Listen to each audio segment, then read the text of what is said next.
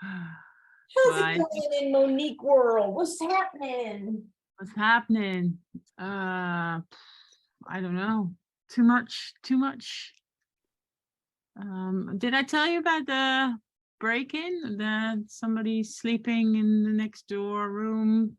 Did You I told tell you? about the guy with the keys. Yeah, Yeah, and then he wasn't supposed to be there, and he really yeah, who was that? yeah. Yeah. The neighbor is now back from holiday because she needed to check what else was missing because he stole a few things. Wow. Yeah, he had all the time.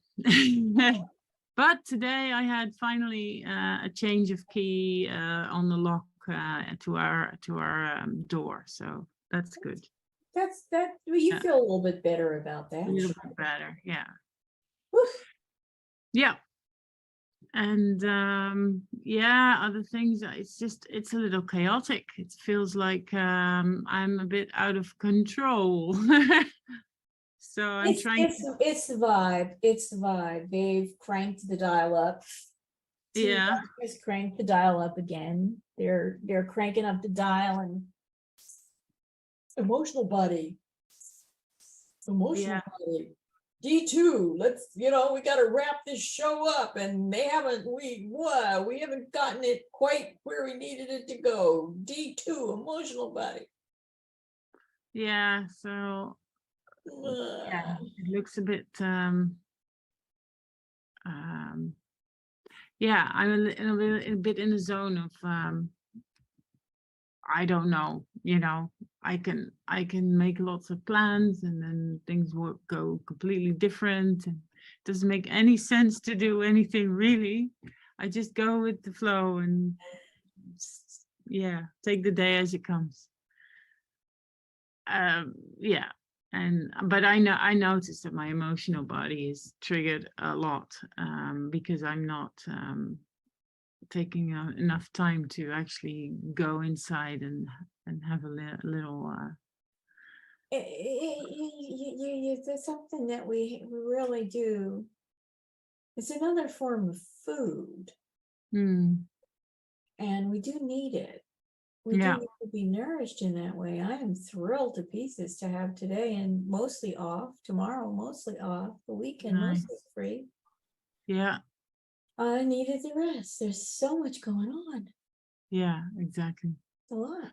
yeah. So it's a little out of balance, but I'm aware of it and yeah, I'm making sure that I'm not making too many plans or because that doesn't work or promise anybody too much like deadlines or stuff.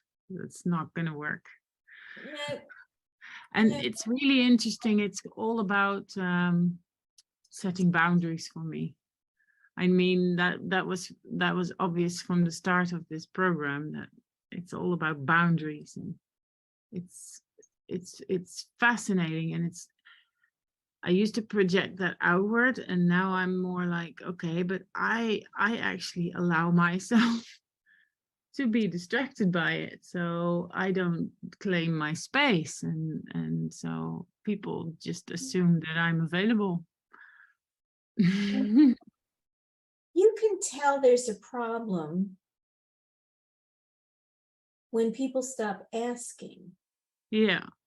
Yeah, they just start talking to me. Right. They stop asking, is this okay? Can you work it? Is this time okay? Is that time okay?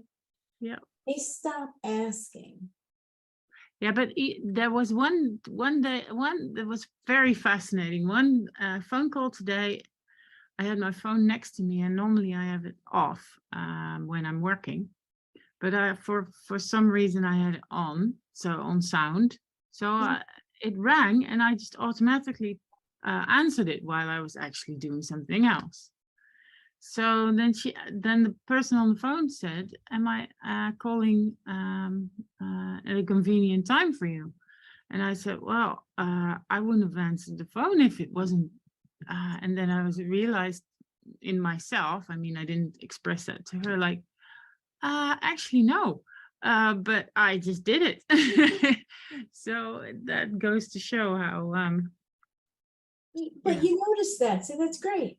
Yeah, but it was so fascinating. It's like, and a few things today happened in that way. Like, what's happening here? Like, why am I doing that?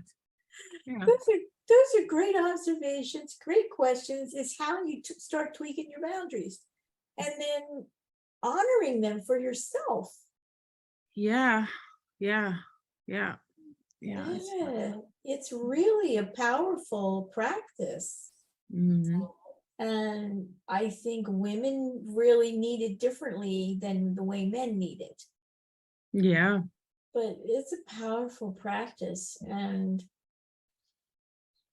And what if I don't do it? If I don't take care of myself in that way, then what I notice is that I start to see things that, I start to make stories around what happens and how everybody is always doing this to me, and it's very fascinating. mhm, But it's confronting as well. It's not. yeah, I don't want just that part of me that doesn't want those responsibilities. I well, want people to see, like, no, you can't bother me right now, instead of having to say it again. Or yeah. well, we're also sensitized to, I believe, the social conditioning is if I say no, if I'm firm about my boundary, if I say to you, no, it really is no. Yeah. We're women, I think, are especially conditioned to my saying no is a hurtful thing. Yeah, actually, that is true. And at the same time, I know it's not true. And I actually also express that because and this is fascinating too, because I express that to the people who just cross my boundaries, which is not especially their fault. It's just because I'm available. Um, and then so I express that, but I don't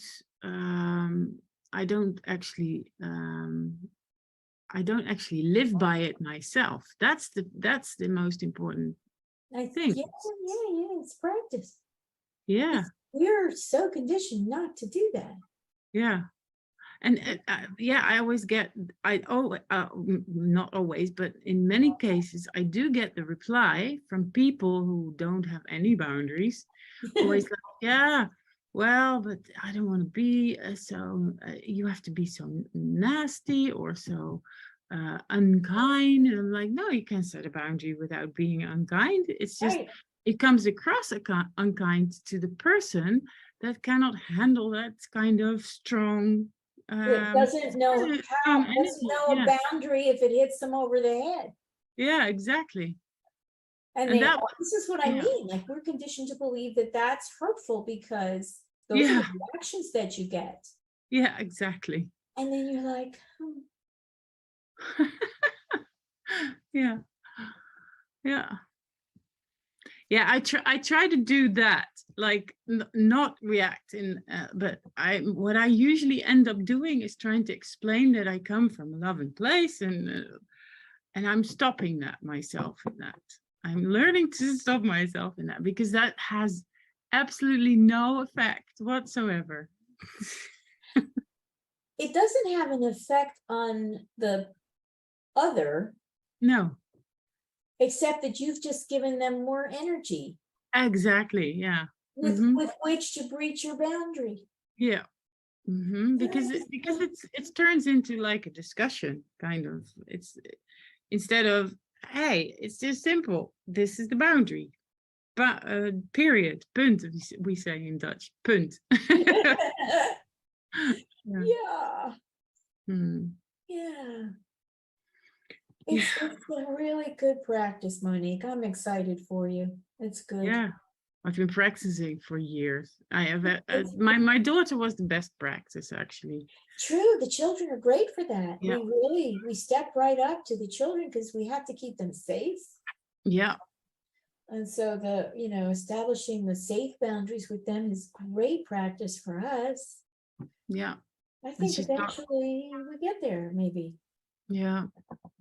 And she's got the, yeah.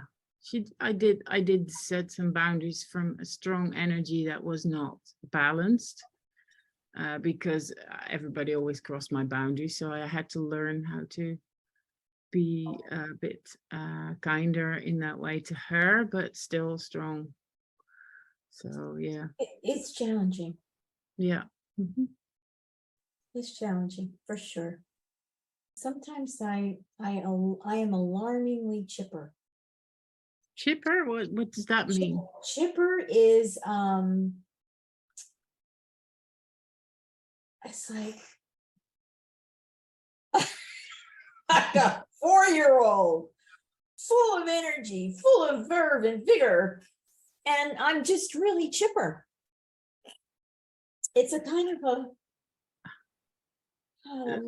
As if you're a 4-year-old, or is that? I feel like a very happy Oh, okay. 4-year-old. Oh, okay. And didn't. somebody just gave me a new box of Crayola 64 crayons. Oh, nice. And I just like, yeah.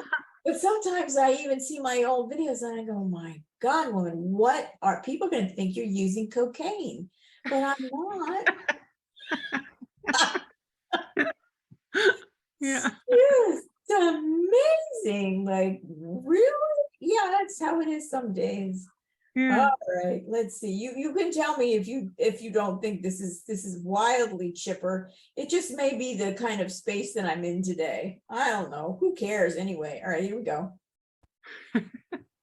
I'm Anna E. Salas, and welcome to this 3D construct emotional template session. This is number 6, and today we're going to be working with the emotional template dynamics of attention, connection, and disappointment.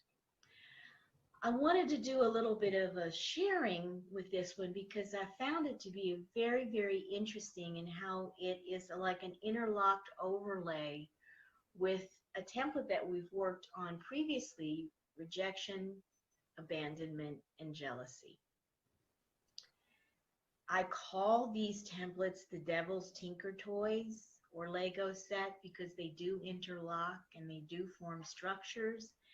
And if you can imagine energy just sort of being let loose inside a structure where there was really no way out, and you just kept bouncing from one structure to another and starting all over again. So from my perspective, what we're looking at has to do with the energetic dynamics that we live in, things that go on in our bodies, hormonal triggers, emotional stress triggers that affect our physiology. And we're talking about a system that was set in place deliberately.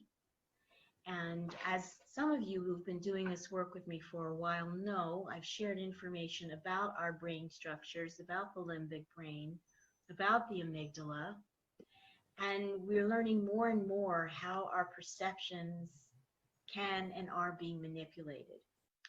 And one of the ways that's worked for centuries are these templates. It's very hard to find a human being who's never experienced the emotion of jealousy. It's very hard to find a human being who at some time or another hasn't felt abandoned or rejected, or as though they're being punished for a reason they can't understand, or though they've sacrificed something and they're not sure why they're doing it or what happened, or they're suffering a loss of heartbreak. So these templates have a really profound impact on all of us. This is a global situation. So I'm going to take us through a PowerPoint, and I'll talk a little bit more about this, but I wanted to talk about this particular template. When I looked at the dynamic of the sort of organic ways that we naturally draw attention to ourselves and how we give our attention to other people, a very good friend of mine once said the greatest gift that we can give each other is the quality of our attention. And I think that's a really wonderful thing to remember. But when we have other dynamics going on and we've got ourselves moving through these templates and we are leaking life force and we're being triggered into drama and trauma, what we have going on then is we can attract attention, and we may be unconsciously doing this, and we may not be conscious of what it is that we want to get as a result of the attention.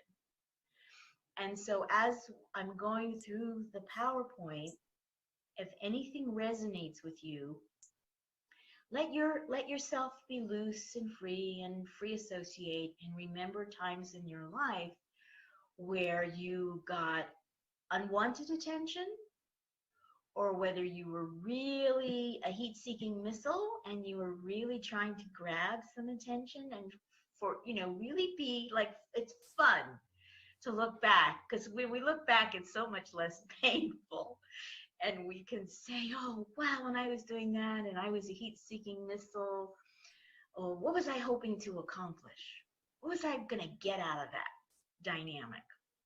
And it's fun to look back. And what I've wanted to do is give you the opportunity to look back in a way that you can move forward, liberated from the kinds of distortions in perception that can happen to us when we get caught up into these template dynamics. So I had a really good time looking back over my life and situations where I was being a heat-seeking missile because there was something I needed the intention to whatever, help me make something, get something, be something, feel something. And then there were times when I received unwanted attention, which was really strange, and it wasn't always sure how to deal with that. And then there were times when things were just in balance, and the attention I experienced as presence. And the way that presence interacts with us, we very rarely have an emotional disappointment when we're interacting with each other and we're choosing to be present. So I wanted to give you that to think about first. And what's the difference between being present or magnetizing the presence of another person, or giving your presence into another person or a situation? And how is that different from attention? And why should we care? Okay? Okay. So thank you all again for being here and spending a little time. And I'm going to jump right into the PowerPoint. And it will be repetitive for those of you who've been doing this work with me for a while. We're 6 months into this now. So this is going to be repetitive. But if you'll be patient, I'll get through it in a way that somebody who's watching in the future for the first time would have the information. Okay, so with that, I'm going to share the PowerPoint. Come on. Help me out there, little sister. There we go. So this is my premise, that we are living in a ceaseless state of separation. It is everywhere. It is the actual world, reality, environment that we live in all the time. And this includes, we can be in separation when we're sleeping, which is a really difficult thing to kind of grasp, but we can be in a state of separation when we're sleeping. Because of the nature of time and history and things that we're just beginning to find out about, and we're in a frequency age, but we're also in the age of genetics, and we are aware now that we have evolved to the point where we can tinker, I'll use that word, manipulate, tinker with genetics. And so it's not that far of a stretch for us to imagine that as we're doing it, it might have also been done to us over the course of our human evolution. Now, the tinkering that has happened to us, and I hope as we're moving forward and we're evolving, that we're going to find ways to remove the damage to our DNA. It's going to happen organically. The earth is working on that right now as things are being cleared out, because the earth is not choosing to remain in this state of separation. That's not her state of evolution. She's going in another direction. But the easiest way to keep people in separation from ourselves, from each other, from an internal sense of peace and harmony, is to create a state of mind that is always dividing and separating and dividing and categorizing and compartmentalizing.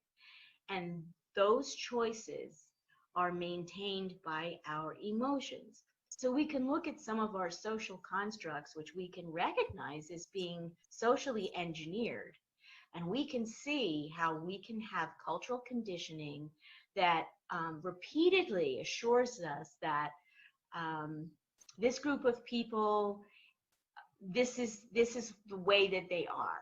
And we've had some, again, unfortunate examples from our President of the United States, who's categorizing people who maybe not Native Americans. And by that, I mean, we're probably talking about all the European immigrants who came here. Well, when that's repeated and repeated and repeated and repeated, and it's accompanied by emotional triggers, then we have the precise recipe that we need to generate separation. In a separated state of mind, with our emotions used for separation and trauma and drama rather than for co-creativity, where we are funneled into is a very narrow perceptual range. And that range of perception for most of the world is the range of duality. It is the binary code, the 0 and the 1. There's only one, there's a choice A or choice B. And we are being culturally conditioned to continue to align a very broad range of human perception that is organic, to narrow it and narrow it and narrow it and continue to narrow it and keep it confined to the duality paradigm. Now, in order to do this successfully, for us to be manipulated in this way, and we've given our tacit consent for this to happen to us for a long, long period of time. There have been certain practices, most of them spiritual, that allowed us to kind of very quietly step aside and come out of duality. Most of us are aware of the tradition of Buddhism or Taoism, and that's been a very helpful practice for a lot of us to regain a connection between conscious, unconscious, and subconscious mind. And so one of the things I would just say is, if any one of us is meditating, we are making a choice to sit in a position, in an energy state, where our unconscious mind can be in a relationship with our conscious mind. And if we allow that state to blossom and flower, and we don't become frightened of it, we can then also move into a fluid relationship and add our subconscious mind to that mix. So this is what I want to make sure we really have a framework for the conversation. So we're talking today about attention, connection, and disappointment. Now, we all have an experience with getting attention. We know how to give attention. We know how to pay attention. I think probably every one of us has an experience with connection, with either a superficial connection or a soul-satisfying connection, friendly connections, sometimes difficult connections that we have to work through. And I'm sure all of us have had more than one experience of disappointment. Mild, moderate, extreme, we're going to find out more. So it's important to remember that the system of separation is embedded in our family emotional dynamics, and that includes our dynamics with our siblings. The system of separation inserts itself into our intimate and work relationships as well. It is very, very difficult to work yourself out of this. And I believe for me, when people are talking about getting out of the construct and getting out of the matrix, this is actually the core of what we're trying to do. We are trying to liberate ourselves from being stuck in this ceaseless state of separation.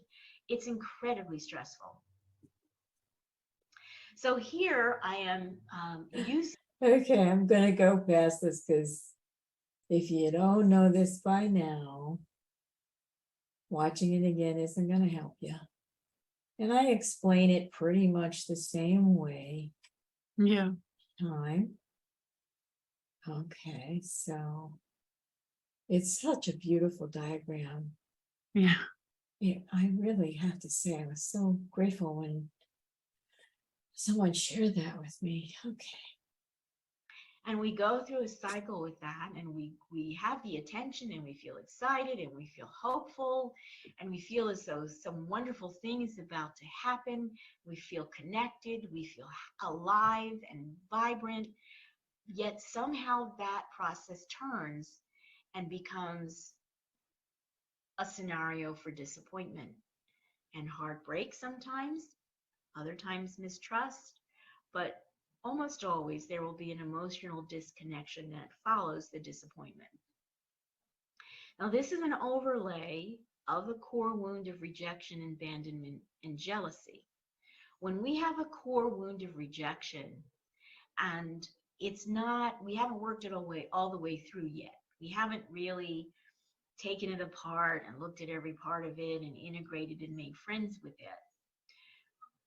When we're in that state, there will be a quality underneath the rejection that is communicating an unspoken message. I am not loved. I am not whole. And that is the reason for my being rejected.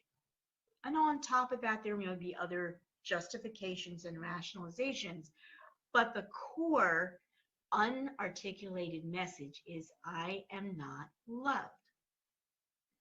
The core unarticulated message that's associated with the emotion of abandonment,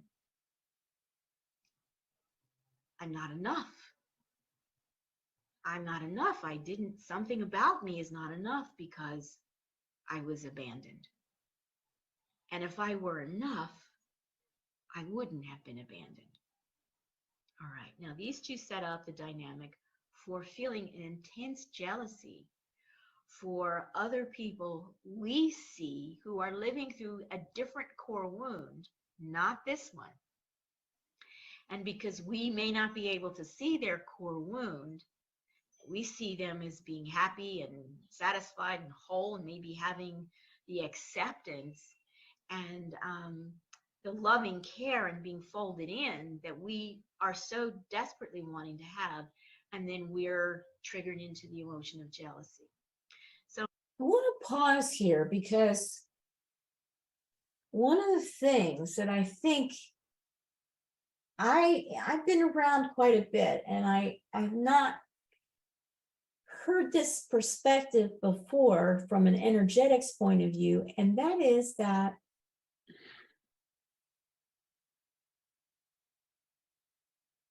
the core wound of rejection, abandonment, and jealousy, generally speaking, happens, we find ourselves in those dynamics before we're out of diapers. And yeah, I keep thinking about the children who are born premature, who spend time away from mom's touch, away from that really important bonding experience. Yeah. And that has no words. And No. the experience is just something is missing here. And the way that gets translated into cognitive organization of feeling is I must be missing something because something is missing. Yeah, that was definitely for me. It's a real thing at the beginning of life. Yeah. And one of the things that I'm interested in the energetics of and in the healing of is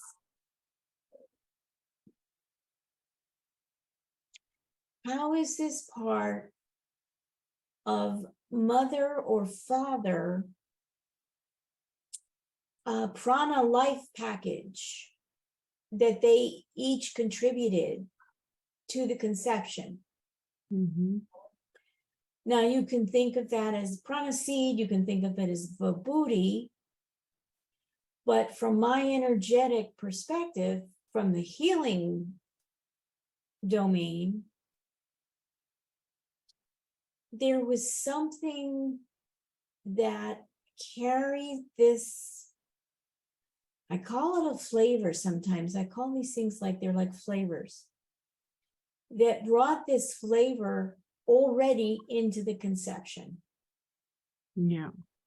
That the mother or the father or both of them were carrying a flavor of unresolved, energetic information that might have been passed on to them through their parents, their familial line, which actually generated the circumstances of Yeah. the premature birth, the Exactly. mother not being there. Mm-hmm. And it's a physiological result rather than a new event. Yeah. Does that make sense to you? Yeah, a lot. And I can relate to it.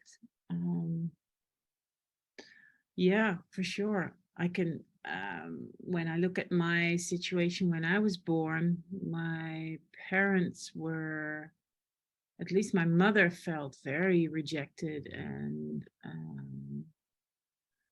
I think also abandoned, yeah, well, mostly rejected by the family of my father. And my father was very much dealing with jealousy and abandonment from his parents. So that was already there. And what I indeed see is that I was not born premature, but I was born kind of a drama. I have had wrapped around my umbilical cord around my neck. They needed to take me away from my mother to make sure that I was okay. And then they never returned me only 2 weeks later because I was Whoa. put Yeah. in an incubator for 2 weeks, way too small. Thinking, and for me, the message for me at that time was there is something wrong with me. My Mhm. parents thought it was something wrong with me. There, I got the encryption or whatever you want to call it, the program into me like something's wrong with my health, and that's why I'm going to die soon.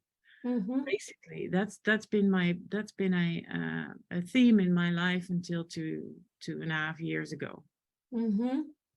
I need to make sure that I'm healthy, and everything went wrong with my health because of it. So it's very interesting because I tried it so hard to make it work, it actually didn't.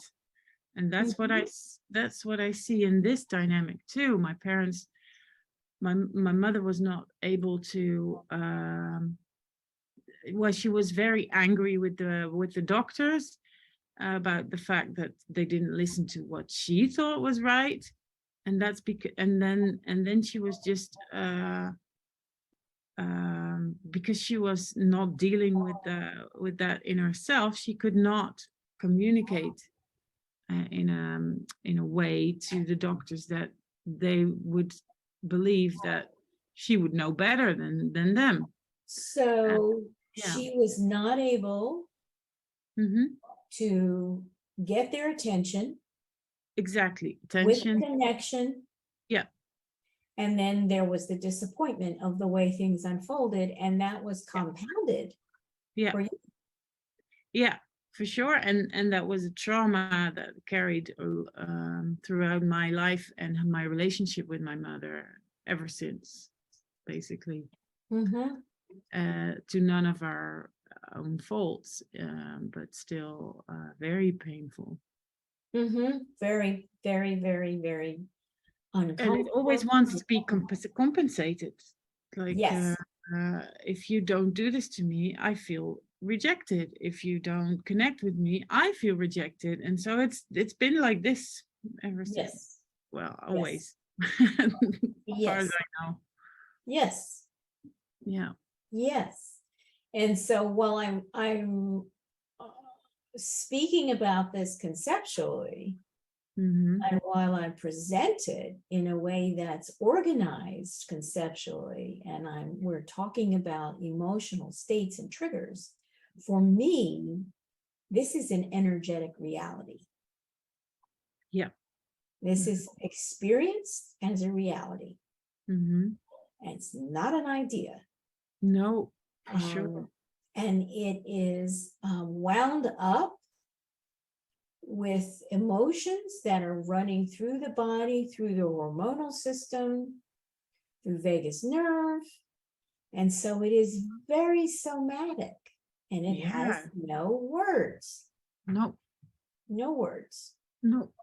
Not at that age. But the funny thing, it's not really funny, but I've, you lay it out in this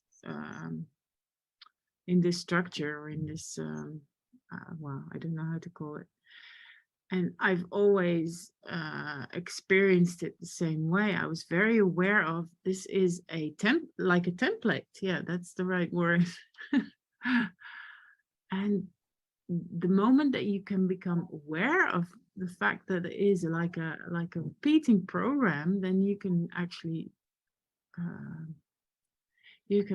break it. And I have been trying to find a way to make people see that, which is not, of course, not working, because it also, that is disappointment and connection and attention, that happens because I needed that so badly, that people would understand, because then I would not be misunderstood when I face them with these well, it was like a mirror. I gave mirror to people all the time, including my parents, every relationship that I have.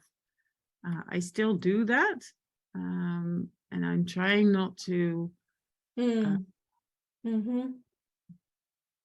try not to force like you said, it's not an idea, it's actually a lived experience and a reality. Mm-hmm. But I get so frustrated that people don't see it. I really do. Mm-hmm. And I'm learning not to take that out on people, because they really don't know. I've been trying to teach this in a different format, but still, it's too frustrating for me to teach. I can have some empathy for that. I can. Yeah. And the feeling of it, when you've got the two templates working together, and you've got a somatic reality that some of this information made its way into your birth process. Yeah. And that is quite daunting. Mm. And I think the reason it is so daunting is because it is so completely accepted. Yeah. It's never questioned. It's just accepted. It's just part of life. It's just part of life, right? And so I wanted to just take a moment to make sure that there was a little bit of energetic brought into this, rather than just ideas. Yeah. And thoughts. Yeah. Okay. So that's why I paused. Yeah. Beautiful. Now imagine that if you have that going on underneath attention and connection and disappointment, just imagine what might get co-created or manifested, as it were. So we're going into a little bit different way of looking at this, because this is an overlay. So let's just imagine that there's a core part of us that has been convinced through repeated experiences from very early on that we are not lovable, we are not loving, we are not whole. And when that gets turned inward, when there's no why for that, there's a part of us that understands deeply that that's not what's meant to be. And there must be something deeply wrong with us. Deeply, deeply wrong. And this is also one of the dynamics that sets up the striving for perfection, where we're seeking perfection rather than discovering our own wholeness. So let's imagine that in that process, we know something is not true. We know something, that message, that core message, that can't really be the final truth, can it? That we really just are not lovable and we're incapable of giving and receiving love. There's a core kernel of light in every one of us that knows that that's not the truth. And that's one of the primary lies that keeps the system of separation intact. So when we feel that tiny little kernel of light flashing, it's encouraging us to find a way to really find out the truth of who we are. And the impulse then becomes a desire for connection. And it becomes a desire for attention, because in whatever state we're living in, we probably have not had many relationships that have been fully flowing with a quality of presence. And so we will accept attention as a substitute for love and presence. And we're trying to do is find our way not only into a deep connection with another, but a deep connection within ourselves that connects us back to that tiny little seed of light that is able and willing and ready to be with us in truth, which is that we are lovable, we are worthy, we are enough, we are whole. So when we're in this state and we have this other underlying template working, and what I would call fear and self-loathing is simmering, then we're going to use attention to try to attract a genuine connection. Then what's going to happen with this? Just take a look at this diagram for a minute. So there you are with these two templates in operation. You have the sparky, spiky energy of self-loathing, and in that there's a tiny little kernel of love and light. And you're attracting with your attention and your desire for connection, you're attracting attention. And you attract the attention energetically of someone who, because you're presenting them with something that looks appealing, something that matches certain conditions of cultural conditioning on a superficial level. And you attract someone, and you may attract a whole person who is ready to like and love you and really be with you and be fully able to accept you exactly as you are. Now, this may be what we hope for in a desired connection. But when the self-loathing hasn't been addressed, when we haven't broken free, when we haven't spent as much time looking in and really looking to connect with our own inner light and wholeness, and we're focused instead on the external, what's going to happen is that we're going to end up in feeling that we're in a superficial spin of attention and connection, but underneath we are feeling not worthy, right? Not loving, protected in ways that we can't understand. We're not going to be vulnerable. We're not going to be trusting. We're not going to be open. And what does that do? But it creates a setup for intimacy to be blocked. So you're going to go through this and you're going to be with someone, but you're going to block the intimacy. And then there goes that opportunity for connection. And the underlying core message that you've given to yourself is it's better to feel disappointment than for me to feel that deep self-loathing. I don't know what to do with that. I don't know how to make that go away. That's a feeling state that is so painful. And it's a feeling state that serves the system of separation. So you're discouraged from going deep into that feeling and discovering that there's no truth in that. There's just overlays of emotion that are designed to keep you from realizing who you really are in your wholeness. So when you're in this situation, what will happen is the connection will become broken. You'll experience disappointment. You will have presented at some point, the person would try to come into you deeper for real intimacy and deep soulful connection, and they would only always hit your mask and your mental self and your idea of who you are, and you would never share who you really are in an authentic, vulnerable, mysterious, curious, loving way. And you're going to break the connection. And then you will be actively making subconscious choices to provoke, to push away, and to go for generating a familiar feeling of disappointment.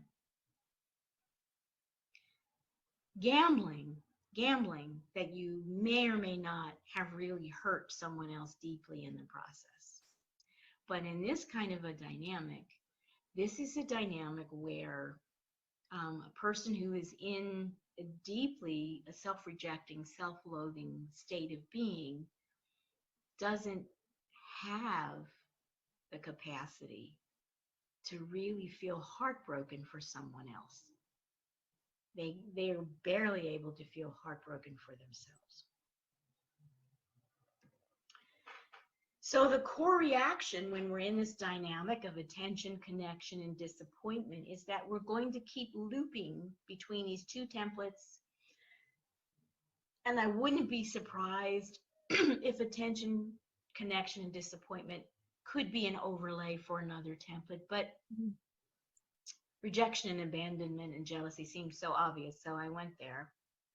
Going to be looping periods of isolation. This can become a lifelong repeating pattern.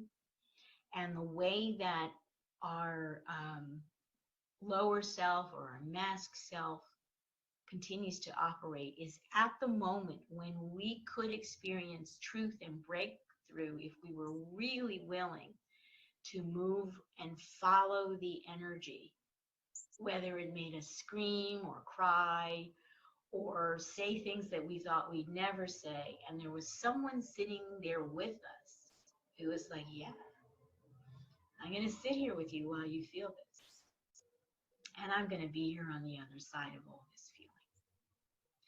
Now, for some people, that may be a friend, a really good friend. It may be a therapist.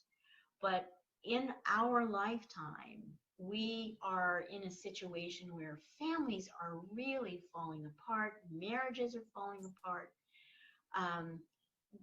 Separation continues to proliferate at what I would call it's dividing and dividing and dividing and dividing and dividing, and it's beginning to really look like a cancer, a global cancer. And one of the things that we'll do is we have a sharp cutoff. I don't want to see you anymore. I don't want to talk to you anymore. Go away. There's no communication. There's breakaway. And that can be justified from the person who is making the choice to break the connection, that all they're really choosing is to remain independent. And they may have a very powerful mask of being independent and people who operate on the basis of free will. And that's how they continue to move through life in this kind of looping pattern.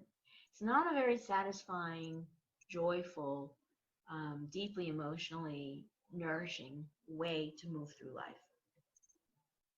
So we can have unrequited love arising from this, and we can have really tragically missed or cruelly aborted heart connections.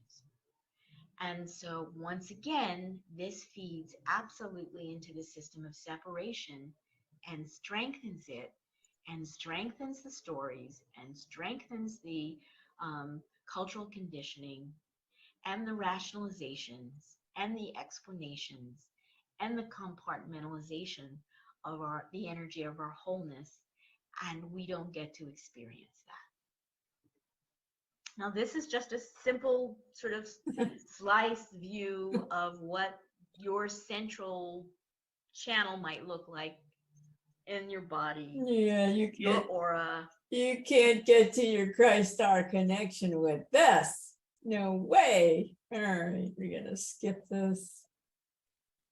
Oh, I'm not saying anything profound. This is a state of suppressed bliss.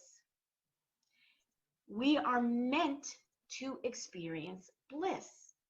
If we're not able to come by it organically, we, in the same way that we will seek connection, we will seek bliss, and we will seek it through chemical means. We all know we're in the middle of a, quote, opioid crisis, which is the fruit of this system of separation.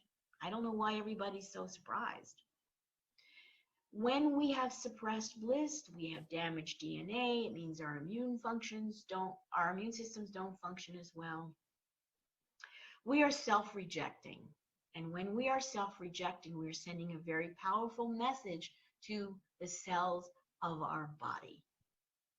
And the cells of our body will reflect back that message to us. And the statement here that we're suppressing the bliss, and we just can't go to the point where we break free and we risk coming out of the box. And we end up in a kind of a living statement of, I will reject you before you can see, feel, know, and experience the depth of my self-loathing, because if you can see it, I'm going to see it in you, and I would be forced to look at it and face it, and I am not prepared. I have no education. I have no emotional support. It is not part of my frame of reference in this culture for me to know how to manage that kind of feeling state. So we begin to have some conscious choices we can look at. The first thing we can do is we can begin pulling our energy back in, and we do that by going within, and we learn how to slowly refrain from emotional projection and making self-sabotaging choices that cause separation within us and with others. So some of the signs for the overlay that this may be working in your life is, as you look at your relationship patterns, are you the one who always ends or cuts off the relationships in which you actually succeeded in magnetizing attention? The key to this is self-reflection. It really, it's going to sound crazy, but it really is. It's about you. It's not about the other person intending to rob you of your freedom, your sovereignty, or your free will. This dynamic is so deeply rooted in fear that it's really terrifying. There may be a point where the person who is on the brink of breaking through into that energy and really feeling it becomes completely overwhelmed, and they just don't know what to do except to slam the door and run. Other conscious choices that we have is we can begin to very gently, very slowly begin to deprogram the cultural conditioning that's got a hold of our unconscious mind state. And you can start asking really wonderful questions. One of my favorite questions, go-to question in any situation, is what's really going on here? But in this dynamic, we can also ask ourselves, well, when do I choose to stay in connection? Am I able to do that? What are the circumstances under which I feel safe enough to let that happen? How far do I let that unfold? Why do I choose to run? Am I unwilling to feel something?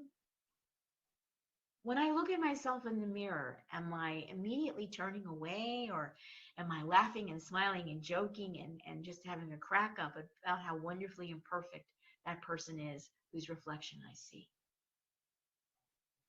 And what do I get? What am I going to manifest if I'm attracting a intense attention, but I'm meeting that with my mask? What will be manifested? And what is my mask presentation? Do I even know what that is? You know, those moments when you catch yourself, you just know you're being a phony. When you're being a phony, it's because you're wearing your mask. And do you know what it is and what it feels like when you're wearing the mask of attraction on top of your phony mask? How do you do that? Oh God. How do you dress? How do you walk? How does your voice change? What words do you use? Right? This is part of our cultural conditioning. Women probably may have an easier time with this, but I don't know. I'm thinking maybe there's a masculine energy or two in the group who went through a phase where they were a player, or they were following the cultural conditioning to really stay on that track of fast, loose, and free. So as always, there's some really basic things that we can do to begin to look at that Shri Yantra. And if you need to make a Shri Yantra and figure out your triggers and dress that Shri Yantra like you would dress a Christmas tree so that you're really working with it in a very palpable, tangible way, I recommend it. It will really help you because you will be using your senses, and all of you will be handling the information, and you'll be letting your body know that you're really available to learn the truth. If you have any kind of dream recall, you can use your dream scenarios to integrate any repetitive fear triggers. Raise your hand. I can't see you, but raise your hand. How many of us have had that dream where we're taking a test and we're naked? Or that naked dream, right? That's a primal, unconscious emotional trigger for a lot of things. It's really wonderful to be able to develop even a little bit of dream recall and then practice what I call dream yoga. And you can stop projecting your core wound of victimization, right? It's not my fault I broke up with Allison. And, wow, what a piece of work she was, right? Raise your hand if you've been on either end of that conversation. And then you can recognize your habitual rejection patterns that lead to disappointment, isolation, and aborted connections. And you can have, as you do this over time, you will grow in energy. You will stop leaking life force and emotional energy, and it will give you the power to see more, further, with greater clarity beyond the zeros and ones. And then you can also ask yourself, or somebody might ask you, hey, whatever happened to so-and-so, right? Okay. All right, now I'm going to stop the PowerPoint, and this is an opportunity for us to engage in a little bit of a community conversation around this. And this is meant to be lighthearted. We are meant to come into this conversation with a sense of, oh my gosh, and let me take a breath and let me feel my wholeness and let me participate in this conversation from a place of vulnerability and truth and transparency. And I would say this is being recorded, so use your wisdom, use appropriate boundaries for you in terms of what you want to share and how you want to share it. Yes, I grew up in a body, in a family, in a house like everybody else. Okay. Yeah.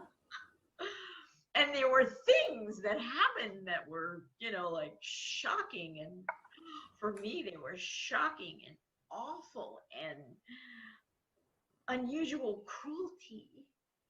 Mm. And my parents, God love them, were really committed to a global world, a humanist society where we're all brothers and sisters and we're all going to get along, and we're all going to learn how to sing Kumbaya, and we're even going to dance to Kumbaya. And so my childhood was spent in a laboratory of how do we achieve Kumbaya, between religions, between races, between genders. It was just like every day was like, okay, wake up. It's another Kumbaya day. Are you ready? Let's go. We're going. You're going over here. You're going over there. I'm going over here. You're going to learn that. You're going to do that. And I'm like, okay, right. Now, so my parents were like, this was their thing. This was really their thing. And I love them for it. However, we were living in a lab. We were really lab rats. We were plunked down in the middle of social engineering. And some people were not real happy about that on the other end. They really weren't. They're like, I don't want to be part of your social engineering experience. Go away. So. Okay. It's just. Yeah, I can relate to that one. I think a lot of people can relate to that. Yeah, trying to find kumbaya with people in communities. And, oh my God. Yeah. Yeah. It's very Christic. There's not, Yeah. it really is a lovely thing to work toward. I've Yeah. experienced a lot of real good kumbaya in my life because I was Oh yeah, me too. available to it, right? It just doesn't last so long. This is the thing that I discovered. It's not meant to last. It's No. meant to be constantly recreated. Yeah. And so if you bring to that attention, connection, disappointment, it's like, wow. But when you realize it's meant to be recreated and recreated and recreated and recreated, and finding a pathway within you that has energy to meet that. Yeah. That's it. Yeah, I agree. Yeah. So there you are, Monique. You can watch the rest of that little segment. I popped it. I made a short because it's really funny. I made a short little clip of that. It's in the KS group because I think people really need to see that. Yeah, it is very valuable information. To the way you put it all together, it's really really makes makes you go understand a lot more about how dynamics work, relationship dynamics, and how, for me at least, what it brings me is that whatever I try, I've always been trying to make it perfect and understand it completely, and this is it. Yeah, this is how it works. And then I thought I found it, and then poof, like you said, it's not meant to last. So I stopped searching and just allow whatever wants to emerge, and then also allow whatever wants to dissipate or dissolve again. It's just, I've always been pretty good at doing that, but I never allowed myself that choice. Basically, it's like that's not accepted in this world. that you just go and be sovereign or free around it. It's like, yeah, I can connect and I can be like that. And then the next moment it's not that I'm disconnecting. It's more like I'm choosing a different path. And most people, it's disconnection. Yeah. Right. It's staying with the energy. Yeah. That's why I love having the opportunity to work with people with the KS in the gaps. Yeah. Yeah. I get Okay. that. Yeah. Because the fundamentals are right there, which is there are energy flows. There are energy flows. Yeah. They are eternal. They will always be there. It's your job to plug in. Yeah. And exactly. And they understand that. But not the people I try to work with, they don't understand that. Well, they don't, because there's no pathway. Exactly. So I stopped. That's another reason why I stopped for a long time now. And now I'm like, okay, so I now know that's not the people I meant to serve. I need to really. If you need to find the flow, Yeah. and trust that on the other end of that flow, there's another person. Yeah. And it could be something you don't know who that's going to be. Yeah, exactly. And that's what I really do love about just understanding the fundamental dynamics that are in chaos. It's like, you need to know there's this flow, and there's this flow, and there's that flow. And the first thing you do is look for it under your feet. Yeah. And then, you just follow the breadcrumbs to the flow. Yeah. So I really do, I think this information presented in this way is such a nice companion to the chaos, because it meets it in the gaps. Yeah, for sure. In a lot of ways. Yeah. But the attention, connection, disappointment, it's a really, really very solid ground, although it doesn't seem like it, to keep coming back to, mostly because it leads to, it's meant to be recreated. And recreated. It's not meant to be fixed and rigid. It's not meant to be perfect. Then how do I get to the energy pool, the source, that gives me the sovereignty and the juice, the bliss, to recreate. Stay connected. Keep meeting it. Keep meeting it. Recreate it again. Yeah. Without feeling like a failure. Oh my, yeah. Or that you're stupid.